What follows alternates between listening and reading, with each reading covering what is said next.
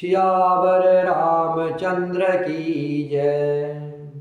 पवन सुत हनुमान की जय। उमापति महादेव की जय। सीता जी दोनों हाथ जोड़ करके कौशल्या माँ के चरण कमलों की वंदना कर रही है और सिर नीचा करके उनके चरण कमलों के पास बैठ गई। सास ने कोमल वाणी से आशीर्वाद दिया। वे सीता जी को अत्यंत सुकुमारी देख करके व्याकुल हो उठी। रूप की राशि और पति के साथ पवित्र प्रेम करने वाली सीता जी नीचा मुख किए हुए बैठी सोच रही है। जीवननाथ प्राणनाथ वन को चलना चाहते हैं, देखे किस पुण्यवान से उनका साथ होगा। शरीर और प्राण दोनों साथ जाएंगे या केवल प्राण ही उनके साथ होगा। विधाता की करनी कुछ कही नहीं जाती। सीता जी अपने सुंदर चरणों के नखों से धरती कुदेर रही है।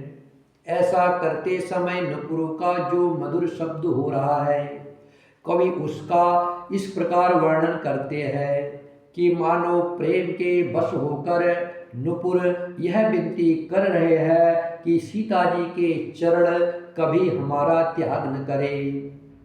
सीता जी सुंदर नेत्रों से जल बहा रही है। उनकी यह दशा देख करके श्री राम जी की माता कौशल्या जी बोली, हे तात सुनो, सीता अत्यंत ही सुकुमारी है तथा सास ससुर और कुटुंब में सभी को प्यारी है। इनके पिता जनक जी राजाओं के शिरोमणि हैं, ससुर सूर्य कुल के सूर्य है और पति सूर्य कुल रूपी कुमुद वन को खिलाने वाले चंद्रमा तथा गुण और रूप के भंडार है। फिर मैंने रूप की राशि, सुंदर गुण और शील वाली प्यारी पुत्र वधु पाई है। मैंने इन जानकी को आंखों की पुतली बनाकर इनसे प्रेम बढ़ाया है और अपने प्राण इनमें लगा रखे हैं। इन्हें कल्पलता के समान मैंने बहुत तरह से बड़े लाड़ चाव के साथ स्नेह रूपी जल से सींच कर पाला है। अब इस लता के फूलने फलने का समय विधाता बाम हो गए।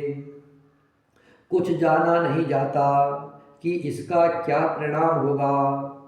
सीता ने पलंग के ऊपर गोद और हिंडोले को छोड़कर कठोर पृथ्वी पर कभी पैर नहीं रखा।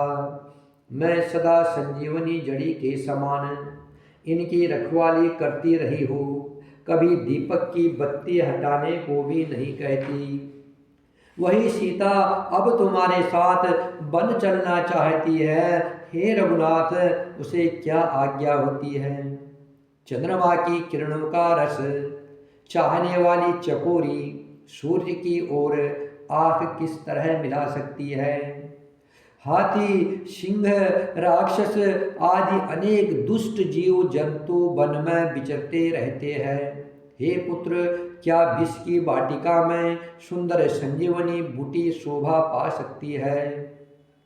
वन के लिए तो ब्रह्मा जी ने विषय सुख को न जानने वाली कोल और भीलू की लड़कियों को रचा है, जिनका पत्थर के कीड़े जैसा कठोर स्वभाव है। उन्हें वन में कभी क्लेश नहीं होता। अथवा तपस्वी की स्त्रियां वन में रहने योग्य है, जिन्होंने तपस्या के लिए सब भोग तज दिए हैं। हे पुत्र, जो तस्वीर के बंदर को देखकर डर जाती है, वे सीता वन में किस तरह रह सकेंगी। देव सरोवर के कमल वन में विचरण करने वाली हंसनी क्या तलैयों में रहने के योग्य है। ऐसा विचार कर जैसी तुम्हारी आज्ञा हो, मैं जानकी को वैसी ही शिक्षा दूं। माता कहती है, यदि सीता घर में रहे तो मुझको बहुत सहारा हो जाए। श्री रामचंद्र जी ने माता की प्रिय वाणी सुनकर जो मानो शील और स्नेह रूपी अमृत से सनी हुई थी, विवेकमय प्रिय वचन कहकर माता को संतुष्ट किया। फिर मन के गुण दोष प्रकट करके वे जानकी जी को समझाने लगे। माता के सामने सीता जी से कुछ कहने में सकुचाते हैं, पर मन में यह समझकर कि यह समय ऐसा ही है, वे बोले, हे राजकुमारी, मेरी शिकावन सुनो, मन में कुछ दूसरी तरह से न समझ लेना। जो अपना और मेरा भला चाहती हो तो मेरा वचन मानकर घर रहो। हे भामनी, मेरी आज्ञा का पालन होगा, सास की सेवा बन पड़ेगी, घर रहने में सभी प्रकार से भलाई है। आदर पूर्वक सास ससुर के चरणों की सेवा करने से बढ़कर दूसरा कोई धर्म नहीं है।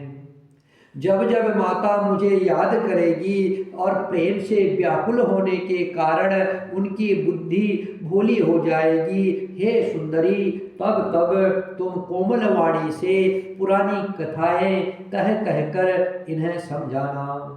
हे सुमुखी, मुझे सैकड़ों सौगंध है, मैं यह संभाव से ही कहता हूँ कि मैं तुम्हें केवल माता के लिए ही घर पर रखता हूँ। मेरी आज्ञा मानकर घर पर रहने से गुरु और वेद के द्वारा सम्मत धर्म का फल तुम्हें बिना ही कलेश के मिल जाता है, किंतु हट के बस होकर गालव मुनि और राजा नहुष आदि सबने संकट ही सहे। हे सुमुखी, हे सयानी, मैं भी पिता के वचन को सत्य करके शीघ्र ही लौटूंगा, दिन जाते देर नहीं लगती। हे सुंदरी, हमारी यही सीख सुनो। हे बामा, यदि प्रेमवश हट करोगी तो तुम परिणाम में दुख पाओगी। वन बड़ा कठिन है और भयानक है, वहाँ की धूप, जाड़ा, वर्षा और हवा सभी बड़े भयानक हैं। रास्ते में कुश, कांटे और बहुत से कंकड़ है, उन पर बिना जूते के पैदल ही चलना होगा। तुम्हारे चरण कमल कोमल और सुंदर हैं और रास्ते में बड़े बड़े दुर्गम पर्वत हैं। पर्वतों की गुफाएं, दर्रे, नदियाँ, नद और नाले ऐसे अगभ्य और गहरे हैं कि उनकी ओर देखा तक नहीं जाता। रीछ, बाघ, भेड़िए, सिंह और हाथी ऐसे भयानक शब्द करते हैं कि उन्हें सुनकर धीरज भाग जाता है। जमीन पर सोना, पेड़ों की छाल के वस्त्र पहनना और कंदमूल फल का भोजन करना होगा, और वे भी क्या सदा सब दिन मिलेंगे। सब कुछ अपने अपने समय के अनुकूल ही मिल सकेगा। मनुष्य को खाने वाले राक्षस फिरते रहते हैं, वे करोड़ों प्रकार के कपट रूप धारण कर लेते हैं। पहाड़ का पानी बहुत ही लगता है, वन की विपत्ति बखानी नहीं जा सकती।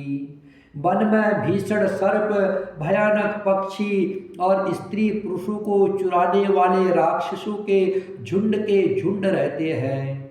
वन की भयंकरता याद आने मात्र से धीर पुरुष भी डर जाते हैं। फिर हे मृगलोचनी, तुम तो संभाव से ही डरपोक हो। हे हंसगमनी, तुम मन के योग्य नहीं हो। तुम्हारे बन जाने की बात सुनकर लोग मुझे अपयश देंगे, बुरा कहेंगे। मान सरोवर के अमृत के समान जल से पाली हुई हंसनी कहीं खारे समुद्र में जी सकती है। नवीन आम के वन में विहार करने वाली कोयल क्या करील के जंगल में शोभा पाती है। हे चंद्रमुखी, हृदय में ऐसा विचार करें, तुम घर पर ही रहो, वन में बड़ा कष्ट है। स्वाभाविक ही हित चाहने वाले गुरु और स्वामी की सीख को जो सिर चढ़ाकर गुरु और स्वामी की शिक्षा को जो सिर चढ़ाकर नहीं मानता, वह हृदय में भरपेट पछताता है और उसके हित की हानि अवश्य होती है। प्रियतम के कोमल तथा मनोहर वचन सुनकर सीता जी के सुंदर नेत्र जल से भर गए। श्री राम जी की यह शीतल सीख उनको कैसे जलाने वाली हुई, जैसे चकवी को शरद ऋतु की चांदनी रात होती है। जानकी जी से कुछ उत्तर देते नहीं बनता। वे यह सोचकर व्याकुल हो उठी कि मेरे पवित्र और प्रेमी स्वामी मुझे छोड़ जाना चाहते हैं। नेत्रों के जल आंसुओं को जबरदस्ती रोककर वे पृथ्वी की कन्या सीता जी हृदय में धीरज धरकर सास के पैर लगकर हाथ जोड़कर कहने लगी, हे देवी, मेरी इस बड़ी भारी ढिठाई को क्षमा कीजिए। मुझे प्राणपति ने वही शिक्षा दी है जिसमें मेरा परम हित हो, परंतु मैंने मन में समझकर देख लिया है कि पति के वियोग के समान जगत में कोई दुख नहीं है। हे प्राणनाथ, हे दया के धाम, हे सुंदर, हे सुखु को देने वाले, हे सुजान, हे रघुकुल रूपी कुमुद के खिलाने वाले चंद्रमा, आपके बिना स्वर्ग भी मेरे लिए नरक के समान है। माता पिता बहन, प्यारा भाई, प्यारा परिवार, मित्रों का समुदाय, सास ससुर, गुरु स्वजन, सहायक और सुंदर, सुशील और सुख देने वाला पुत्र। हे नाथ, जहाँ तक स्नेह और नाते हैं, पति के बिना स्त्री को सभी सूर्य से भी बढ़कर तपाने वाले हैं। शरीर, धन, घर, पृथ्वी, नगर और राज्य, पति के बिना स्त्री के लिए यह सब शोक का समाज है। भोग रोग के समान है, गहने भार रूप है और संसार नरक की पीड़ा के समान है। हे प्राणनाथ, आपके बिना जगत में मुझे कहीं कुछ भी सुखदायी नहीं है। जैसे बिना जीव के देह और बिना जल के नदी, वैसे ही हे नाथ बिना पुरुष के स्त्री है। हे नाथ, आपके साथ रहकर आपका शरद पूर्णिमा के निर्मल चंद्रमा के समान मुख देखने से मुझे समस्त सुख प्राप्त होंगे। हे नाथ, आपके साथ पक्षी और पशु ही मेरे कुटुंबी होंगे। वन ही नगर और वृक्ष की छाल है। वन ही नगर और वृक्ष की छाल ही मेरे लिए वन ही नगर हो जाएगा और वृक्ष की छाल ही निर्मल वस्त्र होंगे और पत्तों की बनी झोपड़ी ही स्वर्ग के समान सुखों की मूल होगी। उदार हृदय के वन देवी और वन देवता ही सास ससुर के समान मेरी सार संभार करेंगे और कुशा और पत्तों की सुंदर बिछोना ही प्रभु के साथ कामदेव की मनोहर तोषक के समान होगी।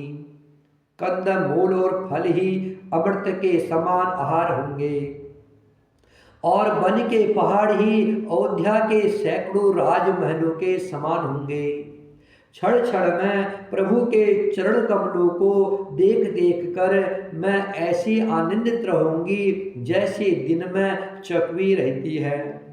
हे नाथ, आपने मन के बहुत से दुख और बहुत से भय, विषाद और संताप कहे, परंतु हे कृपा निधान, वे सब मिलकर भी प्रभु के वियोग से होने वाले दुख के लवलेश के समान भी नहीं हो सकते। ऐसा मन में जानकर हे सुजान शिरोमणि, आप मुझे साथ ले लीजिए, यह न छोड़िए। हे स्वामी, मैं अधिक क्या विनती करूं, आप करुणामय हैं और सबके हृदय के अंदर की जानने वाले हो।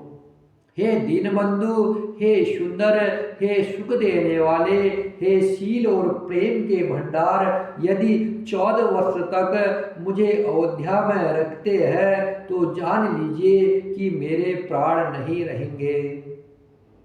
क्षण क्षण में आपके चरण कमलों को देखते रहने से मुझे मार्ग चलने में थकावट न होगी।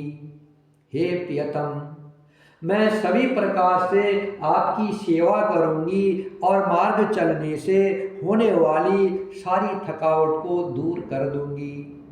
आपके पैर धोकर पेड़ों की छाया में बैठ करके मन में प्रसन्न होकर हवा करूंगी। पसीने की बूंदों सहित श्याम शरीर को देखकर प्राणपति के दर्शन करते हुए दुख के लिए मुझे अवकाश ही कहा रहेगा, मुझे दुख की याद ही कहा रहेगी। समतल भूमि पर घास और पेड़ों के पत्ते बिछाकर यह दासी रात भर आपके चरण दबाएगी। बार बार आपकी कोमल मूर्ति को देखकर मुझको गर्म हवा भी नहीं लगेगी। प्रभु के साथ रहते मेरी ओर आंख उठाकर देखने वाला कौन है, अर्थात कोई नहीं देख सकता। जैसे सिंह की स्त्री को खरगोश और सियार नहीं देख सकते हैं, मैं सुकुमारी हूँ और नाथ बन के योग्य है। आपको तो तपस्या उचित है और मुझको विषय भोग। ऐसे कठोर वचन सुनकर भी जब मेरा हृदय न फटा तो हे प्रभु, मालूम होता है ये पामर प्राण आपके वियोग का भीषण दुख सहेंगे। ऐसा कहकर के सीता जी बहुत ही व्याकुल हो गई। वे वचन के वियोग को भी न संभाल सकी, अर्थात शरीर से वियोग की बात तो अलग रही, वचन से भी वियोग की बात सुन करके वे अत्यंत विकल हो गई। उनकी यह दशा देख करके श्री रघुनाथ जी ने अपने मन में जान लिया कि हठपूर्वक इन्हें यहाँ रखने से ये प्राणों को नहीं रखेगी। कहे वो कृपाल भानुकुल नाथा, परिहरि सोचु चलहु बन साथा। नहीं विषाद कर अवसर आजू, बेगी करहु बन गवन समाजू। कही प्रिय बचन प्रिया समुझाई, लगे मातु पद आशीष पाई। बेगी प्रजा दुख में तब आई, जननी निठुर बिसरी जनी जाई। फिर ही दशा विधि बहुरी की मोरी, देखी हऊ नयन मनोहर जोरी। सुदिन सुघरी तात कब होई, जननी जियत बदन बिदु जोई। बहुरी बच कही लाल कही, रघुपति रघुबर तार। कबहि बुलाय लगाय हिया, हरसि निरखियौगा। श्री राम जय राम जय जय राम, श्री राम जय राम जय जय राम। श्री राम जय राम जय जय राम, श्री राम जय राम जय जय राम। जब प्रभु श्री राम जी ने अपने मन में जान लिया कि सीता को अगर हठपूर्वक मैं अयोध्या में रखूंगा तो ये अपने प्राणों को नहीं रखेगी, तब कृपालु सूर्य कुल के स्वामी श्री रामचंद्र जी ने कहा कि सोच छोड़कर मेरे साथ वन को चलो। आज विषाद करने का अवसर नहीं है, तुरंत वन गमन की तैयारी करो। श्री रामचंद्र जी ने प्रिय वचन कहकर प्रियतमा सीता जी को समझाया। फिर माता के पैरों लगकर आशीर्वाद प्राप्त किया। माता कौशल्या ने कहा, बेटा जल्दी लौटकर प्रजा के दुख को मिटाना और यह निठुर माता तुम्हें कहीं भूल न जाए। हे विधाता, क्या मेरी दशा भी फिर पलटेगी? क्या अपने नेत्रों से मैं इस मनोहर जोड़ी को फिर देख पाऊंगा? हे पुत्र, वह सुंदर दिन और शुभ घड़ी कब होगी जब तुम्हारी जननी जीते जी तुम्हारा चाँद सा मुखड़ा फिर देखेगी? हे तात, वत्स कहकर, लाल कहकर, रघुपति कहकर, रघुवर कहकर मैं फिर कब तुम्हें बुलाकर हृदय से लगाऊंगी और हर्षित होकर के तुम्हारे अंगों को देखूंगी। यह देख करके माता स्नेह के मारे अधीर हो गई और इतनी अधिक व्याकुल है कि मुंह से वचन नहीं निकलता। श्री रामचंद्र जी ने अनेक प्रकार से उन्हें समझाया, वह समय और स्नेह वर्णन नहीं किया जा सकता। लखी स्नेह कातरी महतारी, बचन आव बिकल भय भारी। राम प्रबोधु कीन विधि नाना, समहु स्नेहु न जाए बखाना। तब जानकी सासु पग लागी, सुनई माय में परम अभागी। सेवा समय देव बनु दीन्हा, मोर मनोरथु सफल न कीन्हा। तजब क्षोभु जनि छाड़िय छोहु, करम कठिन कछु दोष न मोहु। सुन सिय बचन सासु अकुलानी, दशा कवनी विधि कहो बखानी। बारहि बार लाय उरलीनी, धरि धीरजु सिक आशीष दीनी। अचल होऊ अहि वातु तुम्हारा, जब लगी गंग जमुन जल धारा। सीतई सासु अशीष सिका, दीन अनेक प्रकार। चली नाय पद पदम सिरु, अतिहित बारहि बार। तब सीता जी सास के पाँव लगी और बोली, हे माता सुनिए, मैं बड़ी ही अभागिनी हूँ। आपकी सेवा करने के समय देव ने मुझे वनवास दे दिया, मेरा मनोरथ सफल न किया। आप क्षोभ का त्याग कर दे, परंतु कृपा न छोड़िएगा। कर्म की गति कठिन है, मुझे भी कुछ दोष नहीं है। सीता जी के वचन सुन करके कौशल्या जी व्याकुल हो गई। उनकी दशा को मैं किस प्रकार बखान कर कहूँ। उन्होंने सीता जी को बार बार हृदय से लगाया और धीरज धरकर शिक्षा दी और आशीर्वाद दिया कि जब तक गंगा जी और यमुना जी में जल की धारा बहे, तब तक तुम्हारा सुहाग अचल रहे। सीता जी को सास ने अनेक प्रकार से आशीर्वाद और शिक्षाएं दी और वे सीता जी बड़े ही प्रेम से बार बार चरण कमलों में सिर नमाकर चली। श्री राम जय राम, जय जय राम।